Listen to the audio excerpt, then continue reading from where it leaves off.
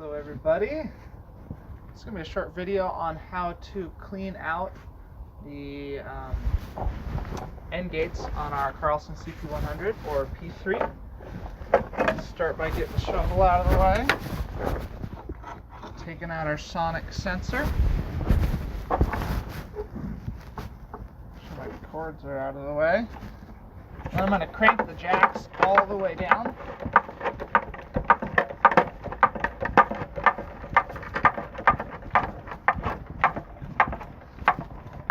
Crank them down, you'll notice it'll sit or it'll hit on something, and then you keep going until you can pull the chain off.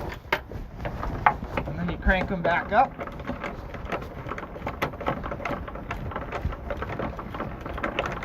Until you can remove the springs.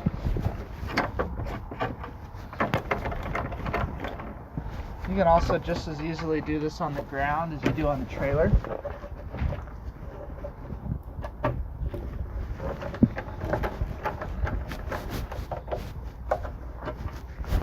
The CP100 has heated end gates, so you gotta be real careful with this wire.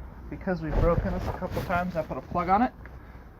So I'm gonna unplug it, and now the end gate should be loose. So in order to get it out, there's a channel right here and a channel in the back that it rides in. So pull it forward. If it's really sticky, you can get in here behind it and kind of pry it out with a shovel. But this one came out pretty easy, so grab the scraper. And you want to get the asphalt buildup out of all the areas you can get to. So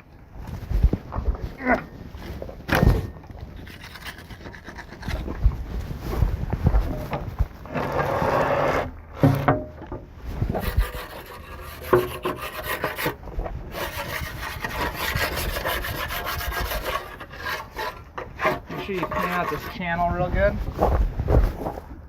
It likes to fill full of stuff. If I didn't have a plug on the Endgate heater wire, you'd simply slide it forward as far as you can, and it should give you enough room to clean it all out.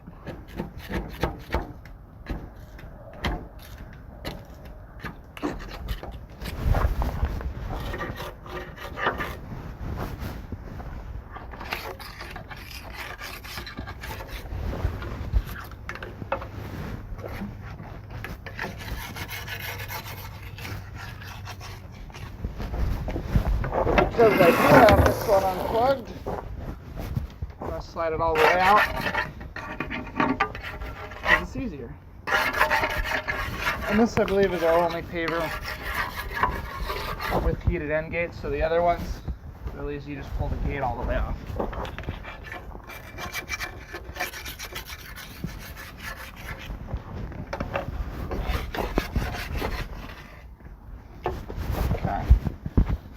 Everything looks clean, so to get it back on, same process you used to take it off, but in reverse.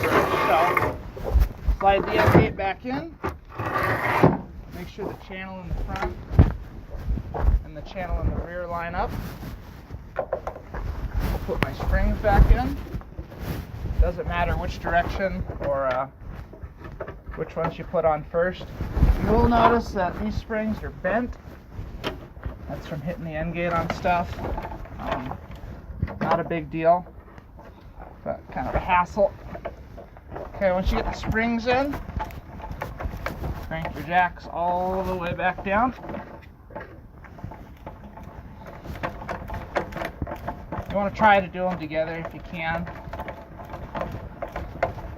Help stuff from binding up.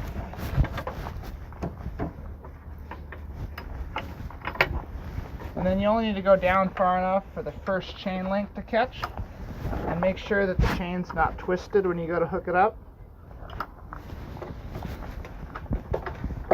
Okay, so the back one's hooked, front one's hooked. I'm going to run my end gate back up to where it usually is. That way the first guy to go use it isn't lost. As for alignment in the back, I'll put my hand under, and you can feel when the bottom of the end gate lines up with the screen. I'll leave it there. And and then try to make the front one roughly parallel with it. So, put my sonic sensor back in. Make sure the knob's tight. That way these don't get loose. Put my shovel back in. And plug it back in. And that's how you clean an end gate. So real quick, a couple things that I missed in the video. Biggest one is when you should clean your end gate. It's not something you have to clean every day. Probably something you do once a week, every other week. Sometimes it gets dirtier faster than others, but you'll notice that as you go to adjust your end gate, you'll turn the handles and the end gate won't move, or you'll turn the handles, it won't move, and then it'll kind of break free. It's getting kind of sticky. That's when you know you need to clean it. Cleaning it, you saw, takes 4 to 5 minutes aside.